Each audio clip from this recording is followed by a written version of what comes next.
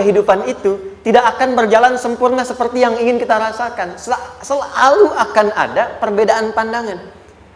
Ya, bahkan dalam kehidupan rumah tangga saja, ya maaf ya, Anda misalnya seorang istri mau ke sini saja mungkin masih bisa beda pandangan warna apa untuk jilbab yang dipakai. Ya, dengan suami bisa berbeda. Papa, bagus yang mana ya? Hijau atau kuning? Ah, kayaknya yang hijau deh gitu kan. Enggak, kayaknya kuning deh gitu kan. Masih mending ada dua pilihan, begitu dipakai pink. Bisa berbeda, anak bisa berbeda. Jadi kesan pertama yang ingin dibangun bahwa dalam kehidupan sudah pasti akan ada keragaman pandangan. Dan yang kedua, yang tidak normal, keragaman pandangan itu boleh jadi melahirkan tindakan-tindakan yang kontraproduktif. Mungkin akan mendapatkan celaan. Allah dicela, malaikat dicela, Rasul dicela, Nabi dicela, sahabat dicela, tabi'in dicela, ulama dicela. Kita siapa yang mungkin belum menjadi bagian dari orang-orang itu dan ingin bebas dari celaan? Itu mustahil. Jelas sampai sini? Jadi kalau mendapatkan celaan, berbahagialah, berarti kehidupan kita normal. Jelas? Pernah mendapatkan celaan dalam hidup? Halo? Pernah disoal oleh orang lain? Pernah direndahkan oleh orang lain? Nah, Allah tuh memberi kesan kepada kita, jangankan engkau, Rasul yang paling mulia saja pernah mendapati itu. Tapi bagaimana seni mendapatkan ketahanan sehingga dalam dicela pun tetap tenang. Dalam disoal pun tetap hatinya nyaman. Karena ketenangan itu yang membawa pikiran tenang dan tindakan yang terukur. Dan kadang-kadang ketenangan itu lebih penting bahkan dibandingkan dengan harta yang berlimpah. Seringkali saya berikan perbandingan dari sejak dulu kita belajar kan.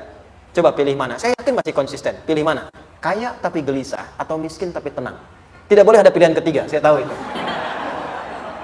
Kaya tapi gelisah atau miskin tapi tenang. Pilih mana? Ya, saya tahu lah. Kaya tapi tenang. Oke, di fase ini wahyu belum turun.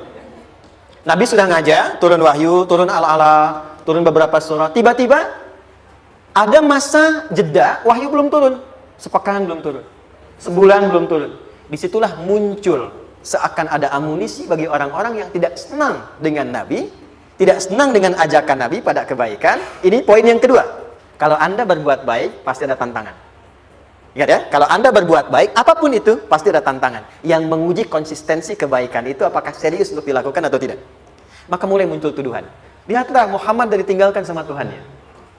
Tuh Muhammad udah gila tuh, naik turun bukit, naik turun lagi, kayak orang bengong. Muhammad udah ada beban di pundaknya.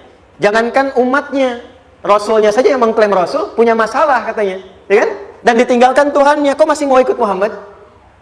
Maka dalam keadaan itulah kemudian, ditunggu, naik turun, turunlah kemudian dua surah sekaligus, surah 93, surah 94, yaitu surah Ad-Duha dan Al-Insyirah.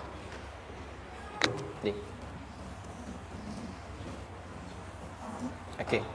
Ini materinya dahsyat ya, penting sekali, saking pentingnya ini cepat habis tuh. Sekali lagi. Jazakallah khair. Ya, kelihatan ya. Baik, yuk pelan-pelan. Jadi turunnya surah Ad-Duha dan surah Al-Insyirah, hikmahnya satu atau fungsinya satu, memberikan petunjuk bagaimana mengatasi satu persoalan sesulit apapun, tapi masih dapat menghadapinya dengan keadaan yang tenang. Satu surah ini atau dua surah diturunkan untuk membimbing setiap hamba menuju kepada ketenangan hati. Dua,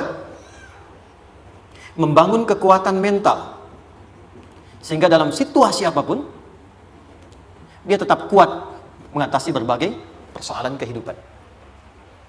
Nanti terapannya banyak, di bisnis ada. Nanti saya turunkan contohnya. Kadang-kadang ikut tender, sudah bagus, sudah menang, tapi proyeknya diambil orang. Ada yang begitu? Nanti ada ayatnya, ada. Nanti kita turunkan. Udah siap-siap, kan, pengen melamar, ternyata keduluan orang, gitu kan? Udah siap-siap, pengen dapat ini, mau lulus, ternyata nilainya nggak seperti yang diharapkan. Muncul, ada, selalu ada demikian. Nanti kompleksitasnya banyak. Tapi dua surah ini, kalau kita bisa kuasai artinya dengan baik, pahami dengan benar, maka akan ada sesuatu yang beda yang terasa dalam jiwa kita dan kesiapan mengatasi setiap persoalan dalam kehidupan. Yuk kita baca dulu ya, supaya dapat keberkahannya dari dua surah ini. Saya bacakan, Anda ikuti ya. A'udzu billahi minasy syaithanir rajim. Bismillahirrahmanirrahim. Wadduha wal-laili idza saja ma wadda'aka rabbuka wa ma qala ma wadda'aka rabbuka wa ma qala walal akhiratu khairul laka minal ula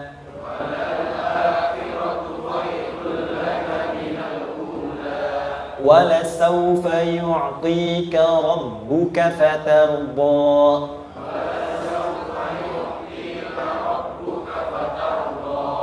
alam yajidka yatiman fa'awa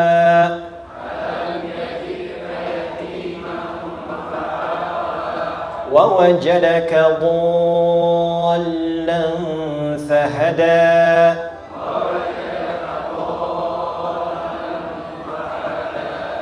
ووجدك عائلا فأغنى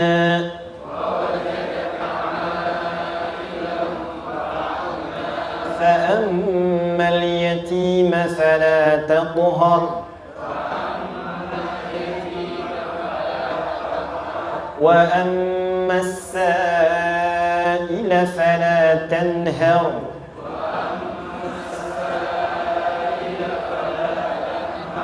وأما بنعمة ربك فحدث.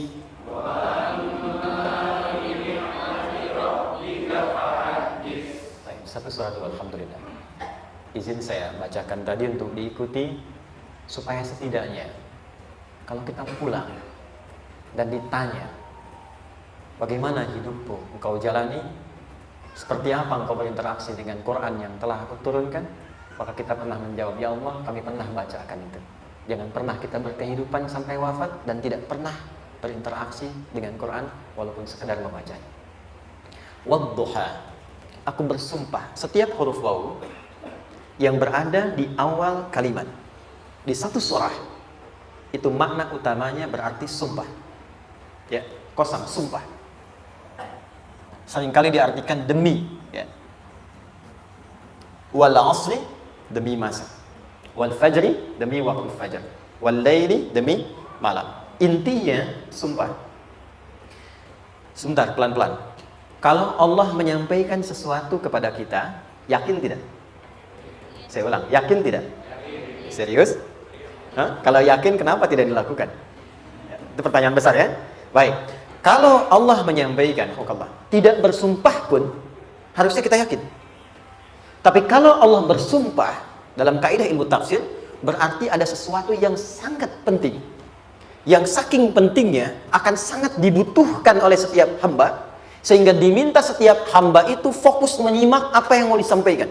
Bahkan saking pentingnya menyimak itu, Allah bersumpah. Jelas?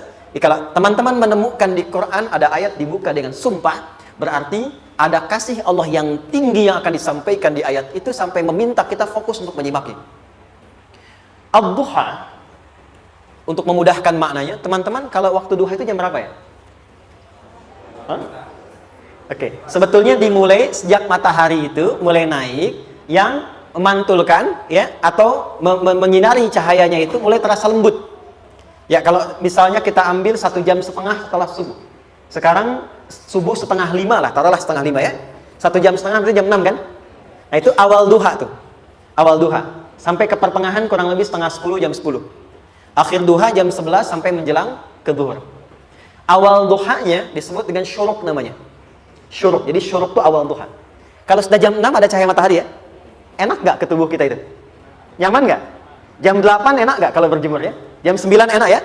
Nah, ini kata kiasan dalam bahasa Arab. Kalau kita merasakan sesuatu yang enak, nyaman, memberikan manfaat yang banyak, itu orang Arab sering memberikan kiasan dengan waktu-waktu tertentu. Di antaranya duha. Jadi kalau kita menemukan kalimat duha, jangan langsung diartikan ke waktu duhanya. Boleh jadi yang diinginkan adalah makna di balik itu, yaitu semua kenikmatan dan kenyamanan yang didapatkan. Cara mengartikan ini, wadduha, aku bersumpah, kata Allah, ya Muhammad, demi semua kenikmatan yang kau rasakan dalam hidup, seperti engkau merasakan kenikmatan cahaya duha itu. Jelas? Wal laili idza saja, dan aku bersumpah, al-lail, lail itu apa? Malam. Baik, lail turunannya, layali jamaknya, lela, lili, lala, itu malam. Jadi kalau ada ibu leli, ibu malam-malam ya. Lail. Oke. Lail itu malam. Malam gelap nggak? Gelap. Tapi kalau gelapnya gulita, tidak ada cahayanya, gelap betul gitu. Gelap ya. Misalnya sedang kita dapati misalnya satu momentum padam lampu, padam semua, dan pas gerhana gelap sekali. Nah, itu bahasa Arabnya disebut dengan saja namanya. Ya, saja. Wal laili idza saja. Dan malam apabila telah gulita. Zaman Nabi kan nggak ada lampu. Ya, belum ada PLN. Ya, dan seterusnya. Jadi gelapnya betul-betul gelap. Saya mau tanya sebentar. Biasanya kalau situasi gelap itu mudah nggak menemukan benda tertentu? Melangkah mudah atau sulit? Tidak mudah untuk dilakukan kan? Dalam bahasa Arab, kalau kita ingin mengungkapkan satu kegamangan yang luar biasa, sampai kita merasakan gelap dan sulit melangkah. Bukan hanya karena nggak ada cahaya, mungkin karena ada pekerjaan tertentu yang menyulitkan, masalah tertentu yang menyulitkan, sehingga merasa seakan-akan kita tuh gelap. Makan nggak enak, melangkah susah. Pernah nggak merasakan situasi yang saking beratnya satu beban itu seakan-akan makan nggak mau, melangkahnya berat, ada vertigo, kadang-kadang pusing. Pernah merasakan itu? Itu bahasa Arabnya, wal laili idza saja. Perhatikan kalimatnya, ya Muhammad sallallahu alaihi wasallam, aku bersumpah demi semua kebahagiaan dan kenikmatan yang engkau pernah raih seperti merasakan kenikmatan cahaya Tuhan. Dan mungkin persoalan hidup yang pelik yang membuat engkau merasakan kesulitan seakan-akan merasa di suasana gelap yang gulita. Ma wadda'aka rabbuka wa ma qala. Tanamkan dalam jiwamu yang paling dalam, aku tidak akan pernah meninggalkanmu. Ada suami pulang dari pekerjaan, mendapati istri sedang termenung dan mengalir air matanya. Tiba-tiba suaminya datang mengatakan, hangat sekali pada istrinya, di sampingnya membelainya dan mengatakan, "Ma, demi semua suka yang pernah kita lalui bersama, dan demi duka yang mengalirkan air matamu saat ini pun, tanamkan dalam hatimu yang paling dalam, Papa akan selalu bersama Mama dalam setiap situasi itu." Kira-kira para ibu merasakan itu bagaimana perasaannya? Masa sih? Tapi itu menarik loh. Menarik ya. Jadi kalau teman-teman ngaji surat Yusuf, di surat Yusuf itu laki-laki diilustrasikan dengan matahari, perempuan diilustrasikan dengan rembulan. Ya. Inni ra'aitu ahada asyara kaukaba wasyamsa wal qamara ra'aituhum li sajidin. Ayah, aku melihat bulan dan matahari serta 11 gemintang sujud hormat kepadaku. Jadi matahari diartikan itu sebagai laki-laki. Suami, ayah. Kenapa disebut matahari? Diilustrasikannya, matahari itu kan menyengat dengan kuat.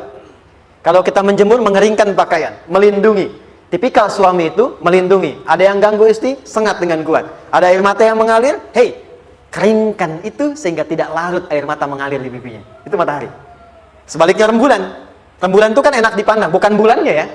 Bukan bulannya. Kalau bulannya kan desainnya nggak sempurna, baik terlihat. Tapi cahaya rembulannya tampil dengan indah, tampil dengan baik, enak dipandang, menenangkan dan tidak tertukar. Jangan sampai ada istri jadi matahari, suami jadi rembulan. Jelas ya? Dengan kekuatan bulan aku menghukummu, ya kan? Oke. Tahan sampai sini, tahan. Lihat baik-baik. Saya berhenti sampai sini dulu. Kalau di Quran ada ayat menyebutkan, tidak spesifik orang yang disebutkan dan kapan kejadiannya, maka peristiwa itu akan terjadi dan dialami oleh kemungkinan generasi berbeda di setiap masa dengan tokoh berbeda tapi perasaan yang serupa. Sebaliknya, kalau disebutkan namanya, jelas identitasnya, kapan kejadiannya, maka peristiwa itu hanya akan menimpa orang tersebut dan tidak akan dialami lagi orang lain setelahnya. Saya tanya dulu yang akhwat, yang perempuan. Kenal Maryam? Kenal, bagus. Kenal di mana? Maryam anaknya Imran. Mengandung, melahirkan Isa alaihissalam, Yesus, Mesias, tanpa disentuh laki-laki manapun. Dan di Quran identitasnya disebutkan langsung. Maryam binti Imran. Wa Maryam ibnata Imran. Ini menunjukkan kesan bahwa yang mengandung dan melahirkan tanpa disentuh laki-laki manapun, itu hanya Maryam anaknya Imran. Ingat ya, mengandung melahirkan tanpa disentuh laki-laki manapun. Bukan mengandung melahirkan tanpa suami, kalau itu banyak dia. Ya, mengandung, melahirkan tanpa disentuh laki-laki manapun. Hanya Maryam binti Imran. Tapi kalau nggak disebutkan siapa orangnya, kapan kejadiannya, tidak detail disebutkan, ini artinya situasi itu akan dialami kembali oleh orang di masa depan dengan generasi yang berbeda, tapi substansi yang sama. Pertanyaannya, pernahkah kita mengalami situasi yang sulit sampai seakan merasa gelap?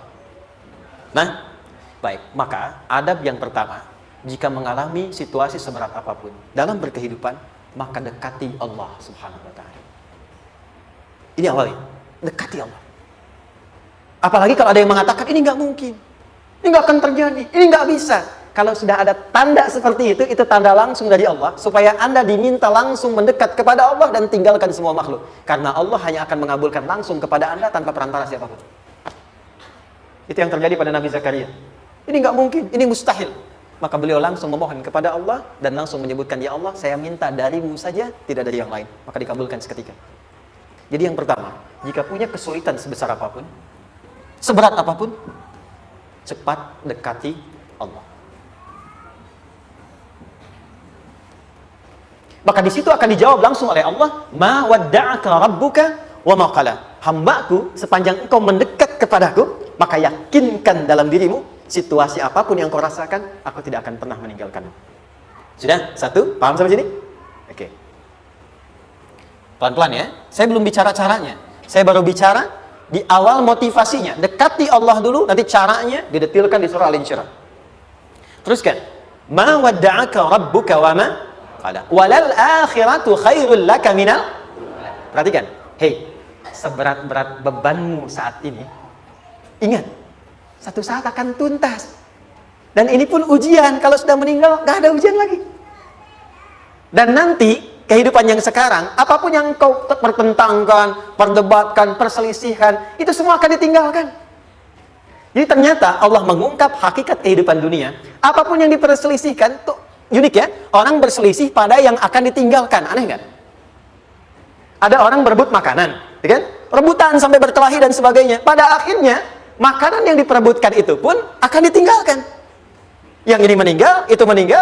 Jadi memperebutkan sesuatu yang pada akhirnya akan berakhir. Kata Allah sampaikan, jika Anda mengalami situasi, sesuatu yang mungkin membuat berat, tanamkan pada jiwa kita, hei, yang aku kejar-kejar ini, boleh jadi aku akan tinggalkan juga. Kenapa aku harus menangisi dan larut pada sesuatu yang tidak abadi?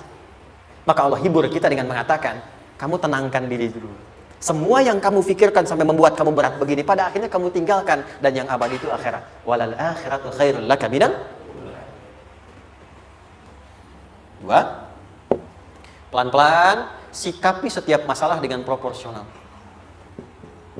Jangan terlalu larut dalam sesuatu. Dapat job satu, pengen, dah siap, kontraknya besar, tiba-tiba hilang. Dipikirin, Anda mikirkan itu pun gak akan balik. Proporsional aja dulu. Ya, nanti caranya akan turun nanti di Al-Insyirah. Tenangkan diri dulu. Prasangka baik pada Allah Subhanahu wa Ta'ala. Boleh jadi apa yang Allah ingin berikan sebagai pendahuluan sekarang belum sampai kepada kita karena Allah menyiapkan yang lebih baik di balik itu. Kita belum tahu ada apa di balik itu sehingga kita tidak dapatkan itu. Sehingga kemudian Allah katakan walal akhiratu khairul laka minal ula. Teruskan wala saufa yu'tika rabbuka. Pelan-pelan. Orang yang punya sikap seperti ini itu cenderung lebih dekat mendapatkan ridha Allah dibandingkan dengan orang-orang yang larut dalam kesulitan. Orang yang move on dengan setiap persoalan dalam kehidupan, cepat berpikir secara proporsional, tidak menggantungkan hidupnya pada persoalan tertentu sehingga membuat dia menjadi beban, itu lebih mendekatkan dirinya kepada ridha Allah dibandingkan dengan orang yang meratapi persoalan hidupnya. Ya. Pelan-pelan.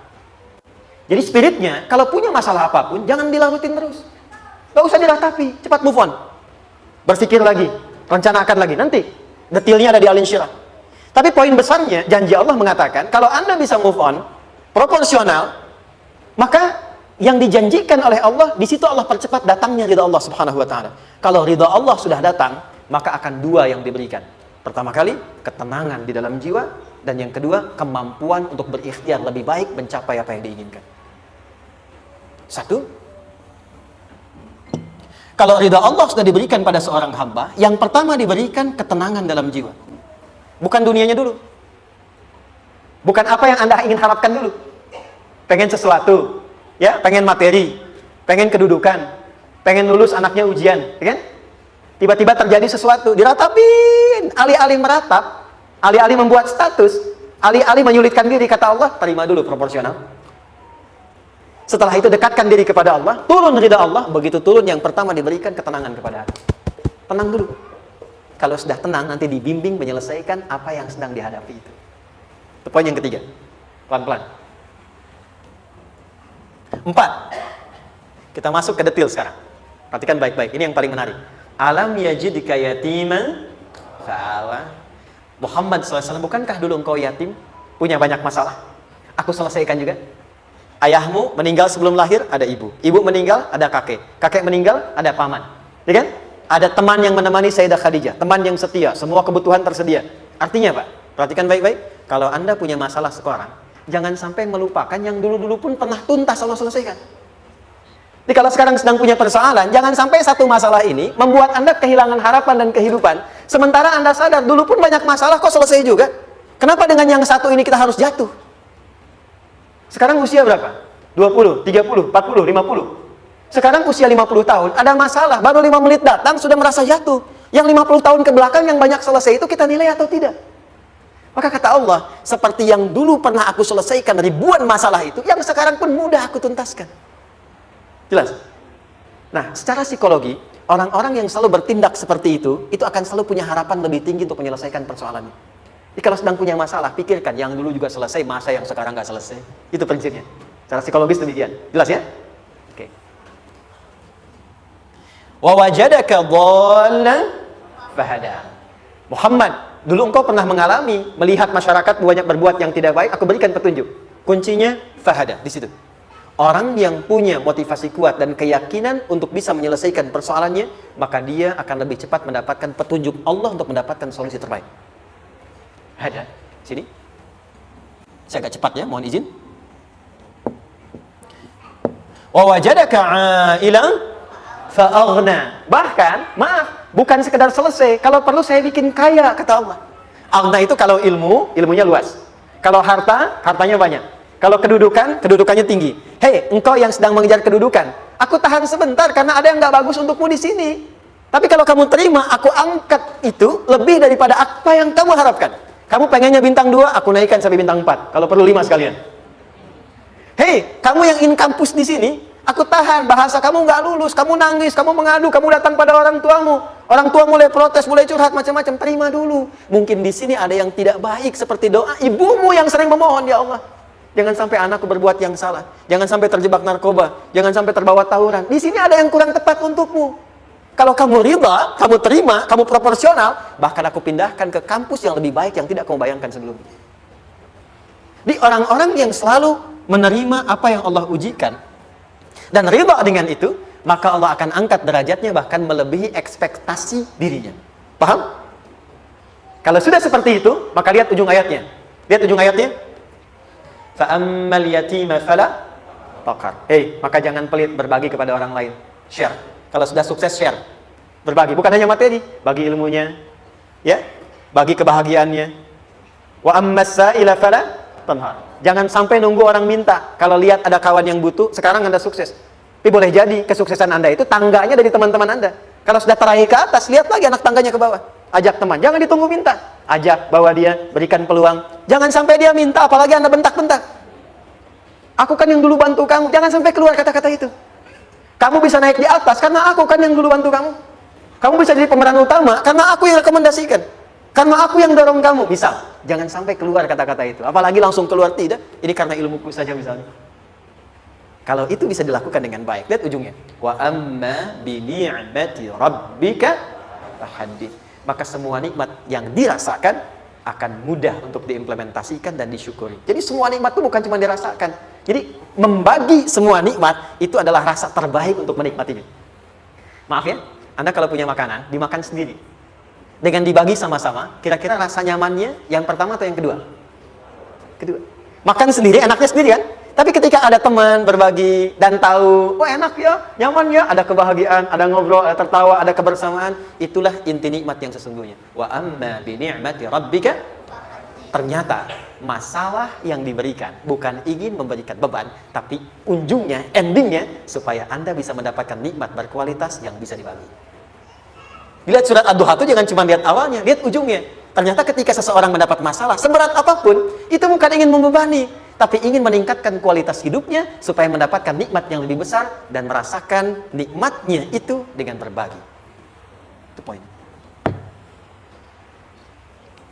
Nah, jadi kalau sampai sini kita paham, dan kita beri nama misalnya dengan fikih ujian, jadi kalau desain ujian ini, sistematikanya kita pahami, maka tidak ada alasan untuk mengeluhkan persoalan. Jadi melihat masalah itu bukan sebagai beban, pada akhirnya melihatnya sebagai tangga untuk mencapai kebahagiaan. Jelas sampai sini? Baik, kalau sudah seperti ini, ingin punya masalah atau tidak ingin punya masalah? Tidak.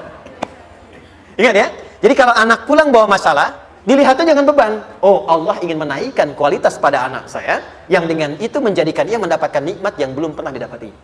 Kalau rumah tangga sedang ada masalah, jangan banyak diperseterukan, tapi direnungkan sejenak. Oh, Allah ingin meningkatkan kualitas rumah tangga ini, sehingga kita bisa mendapatkan nikmat yang tidak pernah didapati sebelumnya. Makanya nikmat berumah tangga itu yang terbesar, selalu bertambah ketika menyelesaikan masalah. Silahkan cek. Kalau sedang ada masalah, berseteru kan? Tapi setelah selesai, kan jadi lebih nikmat ya? Ya? Lebih senang lagi, lebih cair lagi, lebih bahagia lagi, lebih mendukung lagi. Ternyata ada nilai-nilai kebaikan yang tersimpan yang belum disadari sepenuhnya. Pertanyaannya, kadang-kadang mudah diucapkan, tapi tidak mudah mempraktekkan. Bagaimana itu semua bisa ditempuh dengan baik, sehingga ketika mengalaminya, kita bisa tenang menghadapinya. Maka turunlah surah Al-Insyirah. Saya cepat.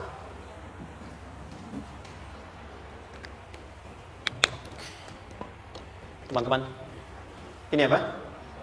Mas ya? Baik, pelan-pelan sedikit. Kira-kira volumenya besar kecil? Kecil ya? Baik. Kalau saya bandingkan dengan gayung, volumenya besar mana? Gayung ya? Baik. Kalau ini saya perlebar, sehingga bisa memasukkan apapun ke dalamnya, itu bahasa Arabnya disebut dengan insyirah namanya.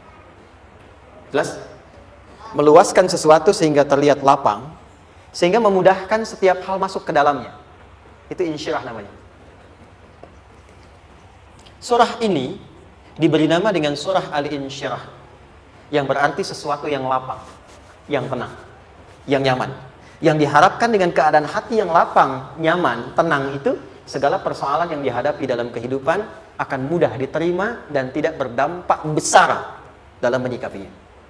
Maka bagaimana kemudian Allah memberikan turunan-turunan petunjuk supaya apa yang diharapkan ini bisa tercapai? Satu, izin mengilustrasikan, saya kasih cerita sebentar. Ada seorang anak muda, kisah ini sangat viral, hampir setiap kita bisa mendapatinya. Datang kepada seorang kakek tua di sisi danau yang jernih sekali airnya. Dia berkeluh kesah tentang persoalannya. Dia katakan, saya punya masalah begini. Berat sekali terasanya. Kakek itu kemudian permisi, dia hanya membawa 2 genggam garam. Kemudian beliau bawa 1 gelas, ilustrasinya seperti ini. Dimasukkanlah kemudian garam itu ke gelas itu. Lalu diambil 1 gelas air yang jernih tadi, dengan garam segenggam. Kata beliau, minum. Pemuda itu mengatakan, wah, asin, minum aja dulu. Lalu ketika diminum, langsung ditumpahkan. Dia muntahkan asin katanya. Lalu setelah itu, kakek yang tadi melepaskan segenggam sisanya, dilempar ke danau tadi, yang luas. Lalu diambil lagi dengan gelas yang sama. Sekarang minum. Bagaimana rasanya? Segar, enak, nyaman. Itulah hatimu. Kalau hatimu sempit sesempit gelas ini, maka masalah sekecil apapun akan selalu menghadirkan kesulitan seperti engkau menelan garam tadi. Tapi kalau hatimu luas, sebesar apapun masalah, tidak akan pernah berdampak pada dirimu kecuali engkau mampu menyusun rencana untuk mengatasinya. Kelapangan hati yang membuat diri kita mampu menerima persoalan apapun, itu yang disebut dengan insyirah. Makanya dulu tahun 90-an ada sinetron Hati Seluas Samudra, gitu ya. Saya pernah tahu itu. Sama anaknya diapa-apain juga, oh masih aja ya, menerima gitu. Dulu siapa ya? Jeremy Thomas dan lain-lain. Ya, saya kira ada gitu. Ya, saya kira itu ya. Saya pernah lihat sejenak. Saya jarang-jarang nonton gitu. Pernah lihat aja. Saya senang riset. Jadi kalau riset itu ada riset dakwah, ada riset materi. Saya teman-teman yang musik gitu ya.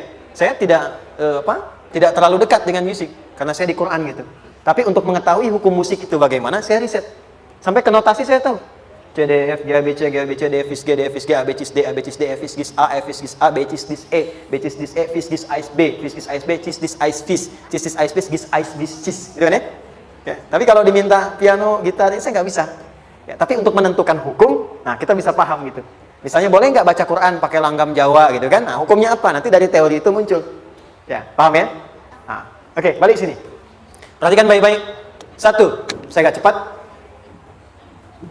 Ini ditafsir langsung turun Al-Insyirah. Yang pertama, alam nashrah laka sadrak wa wada'na anka wizrak alladhi anqadha dhahrak. Tahan sampai sini dulu, 3 ayat. Saya mulai dari ayat kedua dan ketiga. Perhatikan baik-baik.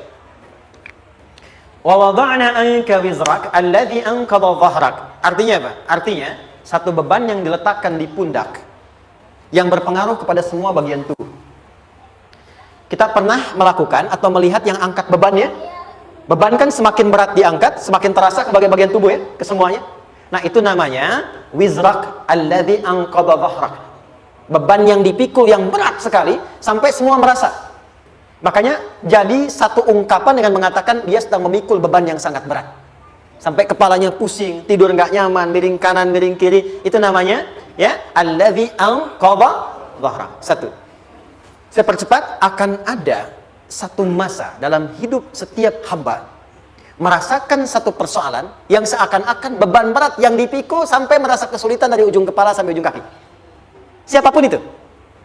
Jujur ya, setiap kita tanyakan pada diri sendiri. Setiap kita yang ada di sini, saya yakin pasti pernah atau bahkan akan mengalami satu peristiwa yang merasakan beban berat sampai seakan-akan ujung kepala sampai ujung kaki merasakan sakitnya.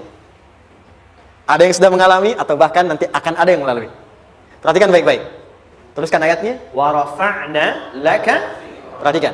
Kalau ada yang sedang merasakan itu, yakinlah kata Allah, pada saat itu sesungguhnya Allah sedang mengangkat derajatnya dan meningkatkan kualitas hidupnya untuk mencapai sesuatu yang istimewa yang belum pernah diraihnya. Dari sini kita buat persamaan. Ujian. Perhatikan. Berbanding lurus dengan harapan. Banding lurus dengan solusi nanti pada akhirnya. Fokus. Lulus di sini, insya Allah setiap persoalan akan lebih mudah untuk diatasi.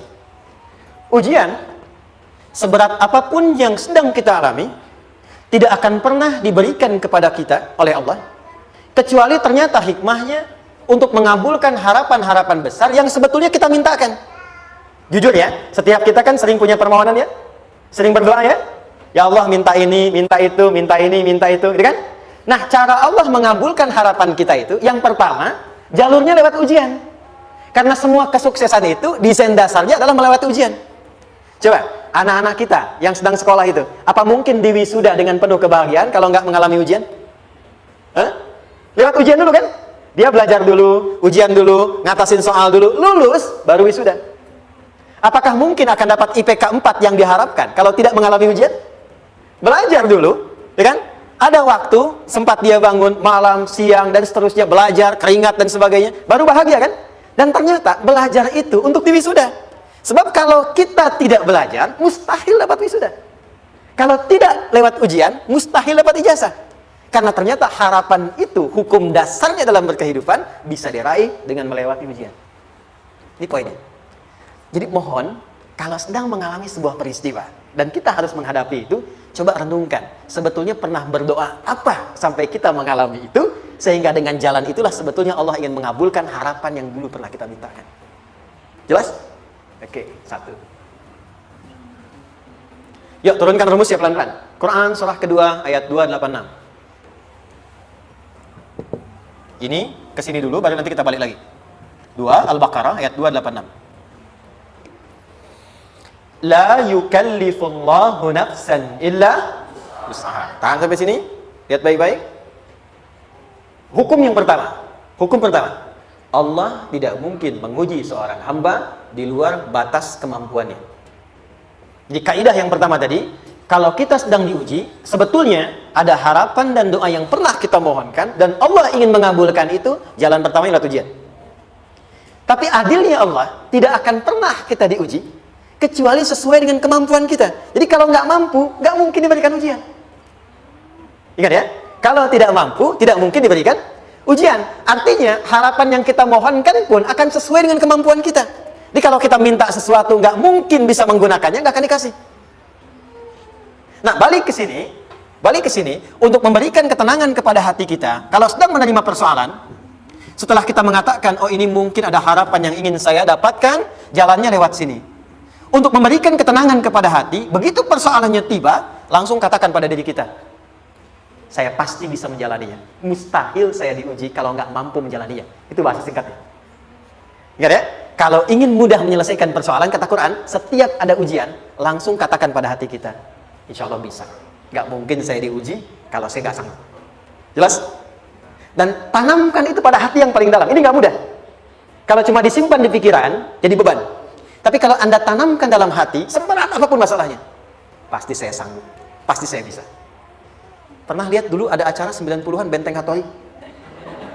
Oke? Benteng Takeshi ya? Takeshi ya? Itu kan artinya kan bisa jawab ya. Kita tahu Ninja Hattori mendaki gunung, lewati lembah, ya tahu ya. Songoku, Songgohan, apa? Saya tahu ya. Songoku, Kamehameha, Piccolo itu yang nulisnya Suzuki Watanabe, saya tahu itu. Benteng Hattori, balik lagi ya. Benteng Takeshi ya. Puncaknya kan main pakai itu kan, pakai tanknya dan sebagainya. Tapi pernah ingat gak satu episode itu? Begitu akan bertarung, kan selalu ada motivator di sampingnya itu mengatakan, ayo kamu bisa, gitu kan? Dia nggak ngaji Quran tuh, kita punya ayatnya. Pernah nggak? Buka lagi ya dulu ya. Oke. Korea, kenapa bisa nyusul Jepang? Salah satunya, waktu Jepang itu maju, setiap di Korea itu ditanamkan dari mulai anak-anak TK-nya. Kita harus lebih daripada Jepang. Sejak anak-anak TK. Sejak anak-anaknya TK. Itu ditanamkan betul. Kita bisa, kita dari TK. Sehingga ketika di sana bikin Honda, sini Hyundai. Hyundai kan dibacanya Hyundai. Kan? Sana Honda, sini Hyundai gitu. Di apapun yang dibuat Jepang, Korea harus lebih unggul. Itu ditanamkan dari awal. Bisa. Kita itu sekarang punya ayatnya. Jadi kalau sedang punya masalah seberat apapun, katakan pada diri kita, insya Allah bisa. Gak mungkin diuji kalau nggak sama. Bisa insya Allah. Bisa. Kenapa mah? Bisa.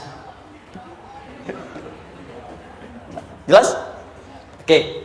Sudah di situ teruskan. Lanjutkan. Warafa'na laka dzikra. Teruskan. Fa inna ma'al usri. Nah, ini poin terbesarnya. Fa inna ma'al usri yusra. Fa huruf yang menunjukkan sesuatu berlangsung dengan cepat. Inna di ilmu nahwunya berbunyi begini, di gramatikal bahasa Arab. Harfu nasbin wa taukidin, tansibul isma wa tarfa'ul khabara, mabniyun 'alal fathi la mahalla lahu min al-i'rab. Paham? Tidak. Inna huruf yang digunakan untuk menguatkan informasi agar ditancapkan ke dalam hati sekuat-kuatnya dan jangan pernah ragu. Jadi kalau orang Arab tuh nancapkan tongkat begini dan kuat, tidak goyah, itu nasab namanya. Nasabar rajul asahu fil ardi. Inna ini harfu nasab. Jadi kalau ada di Quran dibuka informasinya dengan inna, maksudnya begini, hei, tancapkan informasi dalam hatimu dengan kuat, jangan pernah ragu. Yakinkan pada dirimu. Apa yang harus diyakinkan? Ma'al usri yusra. Inna ma'al usri yusra. Usran sama dengan yusra. Mari ke sini. Oke. Apa artinya usr? Sulit. Oke? Sulit itu ada dua. Ada sa'bun, ada usrun. Kalau kesulitan yang relatif, kata si A sulit, si B mudah, itu sa'bun namanya. Contoh, kata si fulan, bahasa Jepang susah. Padahal kata yang lain tidak. Saya ke Jepang, anak-anak kecil begini bisa bahasa Jepang, gitu kan? Bagi mereka mudah, gitu ya. Saking mudahnya gitu. Watashiwa, gitu. Anak-anak kecil, bagi mereka mudah, bagi kita belum tentu. Itu sa'b. Inna lughatal yabaniyah sa'bah. Relatif. Tapi kalau kesulitan yang sifatnya mutlak, semua orang mengatakan sulit. Maaf, bawa mobil, sulit atau mudah? Bukan mengendarai ya, bawa mobil, bawa. Sulit ya? Sulit ya? Baik, sepakat sulit semuanya. Nah, itu dalam bahasa Arab dikenal dengan usrun. Kesulitan yang semua sepakat bahwa itu susah. Sulit, semua sepakat. Dan ketika ada orang bicara, aku sedang punya masalah begini, semua mengatakan, oh itu nggak mudah, itu usrun namanya. Lawannya, kemudahan yang relatif disebut sahlun. Tapi kemudahan yang semua sepakat bahwa itu mudah, itu yusrun namanya. Mengangkat spidol. Semua mengatakan mudah, ringan. Itu yusrun namanya. Perhatikan, Allah tidak memasangkan sa'bun dengan sahlun, tapi memasangkan usrun dengan yusrun. Orang-orang yang punya keyakinan kuat, setiap persoalan itu akan selesai, dan dia mengatakan pada dirinya, aku bisa melewatinya, maka perhatikan kalimatnya kata Quran, inna ma'al usri yusran. Sesulit apapun masalah yang sedang dia alami, maka Allah akan datangkan solusi semudah-mudahnya yang bisa dia nikmati. Dengan kata lain, kalau kita bawa ke bahasa psikologi, kalau sedang menghadapi persoalan seberat apapun, selain kita mengatakan, ini pasti bisa saya lalui, saya insya Allah sanggup mengatasinya, katakan pada diri kita, ini pasti selesai. Pasti ada solusinya, pasti mudah. Katakan, walaupun memang solusinya belum datang, tapi tenangkan pada diri kita dengan mengatakan, inna ma'al usri yusra. Bahasa psikologinya, katakan pada diri kita, ini pasti selesai. Nggak mungkin nggak selesai, pasti ada solusinya, pasti mudah. Itu lebih memberikan harapan pada diri kita untuk menuntaskan persoalan dibandingkan dengan meratapinya. Jelas? Teruskan. Fa inna ma'al usri. Kalau masih ragu kata Allah, katakan lagi sekali lagi. Sampai hati kita merasa nyaman. Jadi kalau sedang punya persoalan seberat apapun, tanamkan pada diri kita, pasti selesai. Belum nampak, insya Allah pasti selesai. Gak mungkin diuji kalau gak ada solusi. Itu lebih memberikan harapan. Setelah itu, fa idza faraghta, mitigasi masalahnya. Mitigasi persoalannya. Tuliskan. Ini masalahnya apa? Rumah tangga. Apa saja misalnya. Dia ada suami, ada istri, ada anak-anak. Masalah ada di mana? Kadang-kadang benangnya jadi kusut karena satu-satu nggak segera diselesaikan. Maka kata Al-Quran, fa idza faraghta. Satu-satu mitigasi dulu. Satu masalah di sini, lihat di suami, lihat di istri. Kalau pekerjaan, masalahnya apa? Sebelum bercabang kemana-mana, petakan. Apakah rekanannya? Apakah relasinya? Apakah kemampuannya? Apakah manajerialnya? Apakah marketingnya? Mitigasi, kotaki semua, selesaikan satu-satu. Setelah itu, apa yang dilakukan? Wa ila rabbika, tawakal sepenuhnya kepada Allah untuk menentukan hasilnya. Tawakal itu yang paling mahal.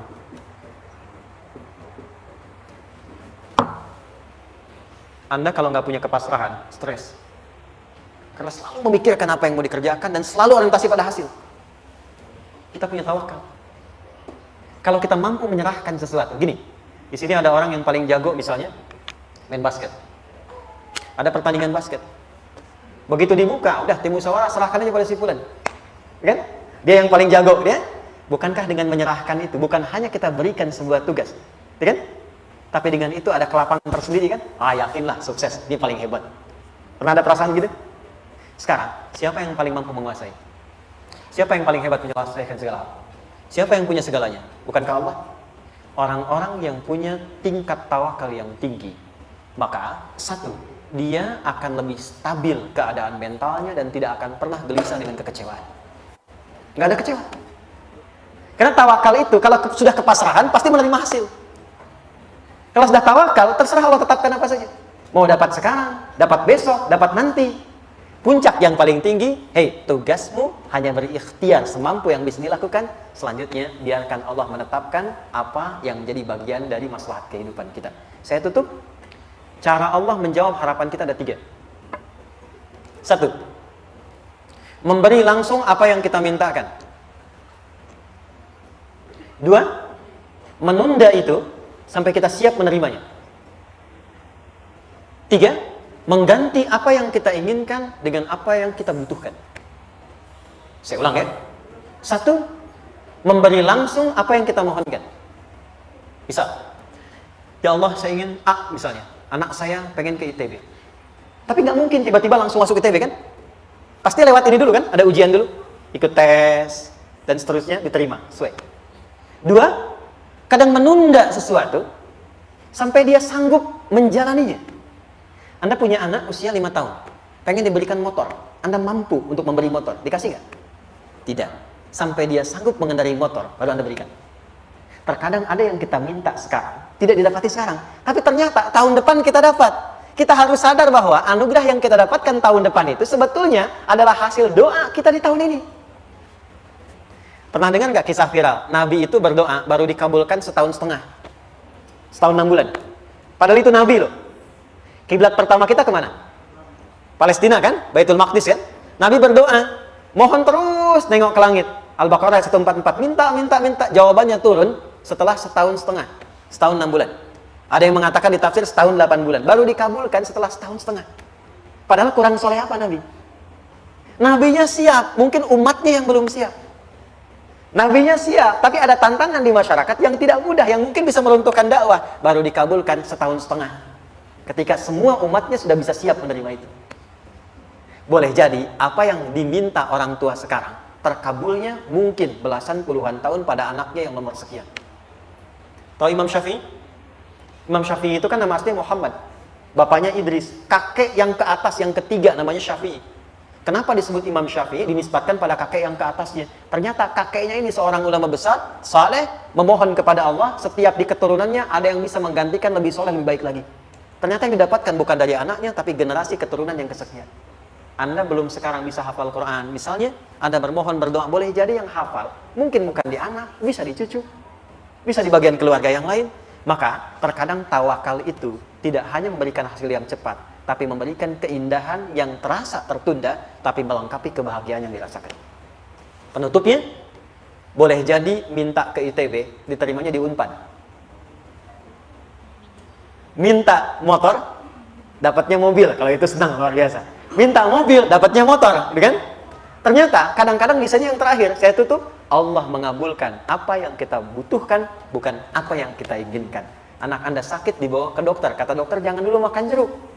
Maka Anda pulang, dia minta jeruk, Anda berikan apel. Saya nggak mau apel, mah. Saya pengennya jeruk. Nggak apa-apa, nah. Ini apel rasa jeruk, misalnya, kan? Anda berikan. Ternyata apa? Bukan ingin menyakiti dan tidak mengabulkan keinginan anak, tapi lebih memberikan apa yang dia butuh. Kadang-kadang, maaf ya, teman-teman mintanya proyek A, udah capek, di situ nggak dapat, dapatnya di yang lain. Teman-teman, itu Allah berikan sebetulnya hasil ikhtiar Anda yang sebelumnya. Cuma dikasih yang lebih baik, yang tidak Anda pernah bayangkan masalah.